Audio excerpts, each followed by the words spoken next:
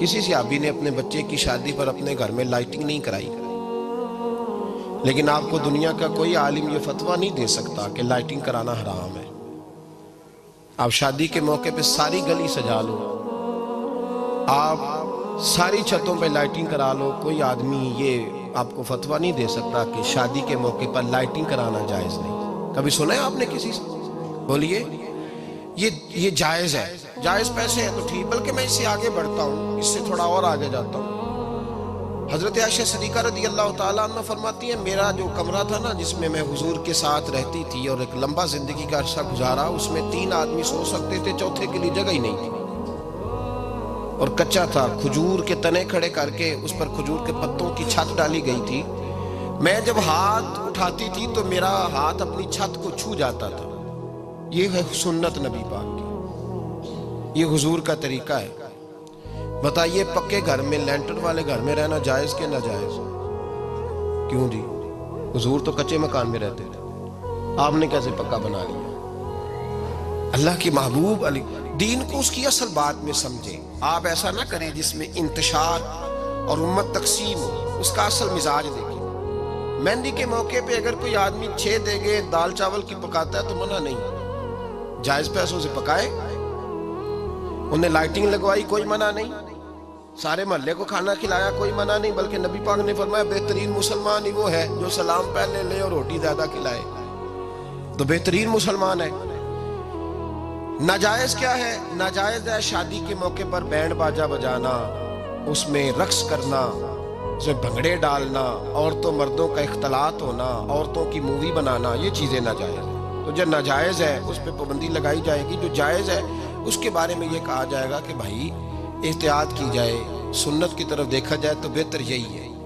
لیکن اگر کوئی کسی آدمی کے پاس جائز پیسے ہوں، وہ 100 کنال کے گھر میں رہے، اگرچہ سنت یہ نہیں، پر یہ تو کوئی فتویٰ نہیں نہ دے سکتا کہ حرام ہے تیرا 100 کنال کے گھر میں رہنا، کہ ہے فتویٰ کہیں آپ نے سنا؟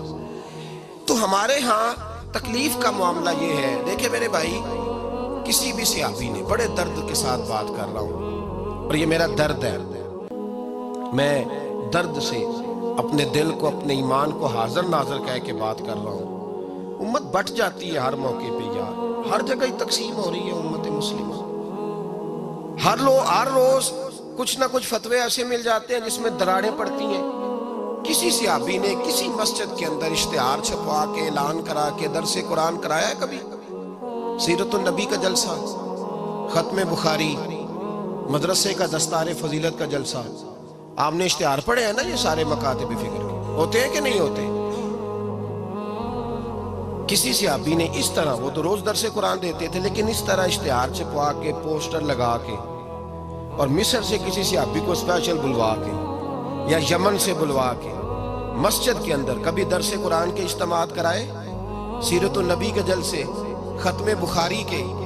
او بھائی، یہ ساری چیزیں حضور کے صحابہ کی سنت سے مروجہ انداز میں ثابت نہیں۔ مجھے بتا میرے بھائی، میں درد کے ساتھ تجھ سے سوال کرتا ہوں کہ سیرت النبی کے جلسے میں تو پشاور سے مولانا بلائے، پنڈی سے بلائے، تو گجرات اور کراچی سے لوگوں کو بلا کر کے اگر سیرت کا جلسہ کرائے، اور تو اس میں ایک آدمی کو کراچی سے بلوایا جا رہا ہے تو تو نے اس کو 20,000 کی ٹکٹ بھی دی، اور اشتہار پہ بھی جلسے پہ خرچ ہوا، پھر لنگر بھی پکا، کھانا بھی تو نے کھلایا، نہ تجھے کوئی بیوہ یاد آئی، نہ تجھے کوئی مسکین یاد آیا، نہ تجھے کوئی غریب یاد آیا؟ حالانکہ کہنا چاہیے تھا نا، یہ جو ₹1,00,000 لگ رہا ہے کسی بیوہ کی خدمت کر دینی چاہیے، یتیم کو دے دینا چاہیے۔ درد کے ساتھ بات کر، سوال میرا یہ ہے کہ وہی کام جو سیرت کے جلسے میں ہوتے ہیں، پہلے تلاوت ہوتی ہے، پھر نعت ہوتی ہے، پھر کسی عالم کا بیان ہوتا ہے، وہی کام صرف نام بدل کے کیا جائے، عید میلاد النبی نام رکھا جائے صلی اللہ علیہ وسلم۔ یہ میں آپ کے ذہنوں پہ دستک دے رہا ہوں، تقریر نہیں کر رہا، صرف دستک دے رہا۔ او بھائی دیکھو، ایک آدمی وہی کام نام بدل کے کرے تو جائز ہے، اور اگر اس میں نبی پاک کے میلاد کا نام رکھ لیا جائے یا نعت کا نام رکھ لیا جائے تو پھر مجھے اجازت دے میں تجھ سے سوال کروں کہ صرف تجھے حضور کی تعریف پوری لگتی ہے؟ پھر مجھے اجازت دے کہ میں تجھ سے پوچھوں کہ صرف تجھے نعت اچھی نہیں لگتی؟ پھر مجھے اجازت دے کہ میں تجھ سے پوچھوں کہ تجھے صرف رسول اللہ کے قصیدے اچھے نہیں لگتے؟ دے مجھے اجازت کہ میں تجھ سے سوال کروں کہ جہاں ذکر رسول کی بات آئے وہاں تو پریشان کیوں ہوتا ہے؟ تجھے پتہ ہی نہیں یہ تو وہ ذکر ہے کہ رب فرماتا ہے تم بیان کرو نہ کرو وَرَفَعْنَا لَكَ ذِكْرَكَ، محبوب میں نے خود تیرے چرچے ساری دنیا میں بلند فرما دیے۔ اور نبی پاک نے پوچھا حضرت جبریل سے کہ چل جبریل تو بتا میری امت کو پتہ چلے رب نے میرا ذکر کیسے بلند کیا ہے۔ تو جناب جبریل کہنے لگے محبوبہ رب فرماتا ہے میرے نبی سے کہہ دے جہاں جہاں تیرے رب کا ذکر ہوگا وہاں وہاں تیرا بھی ذکر ہوتا رہے گا۔ یہ تو محتاج ہی نہیں کسی کا۔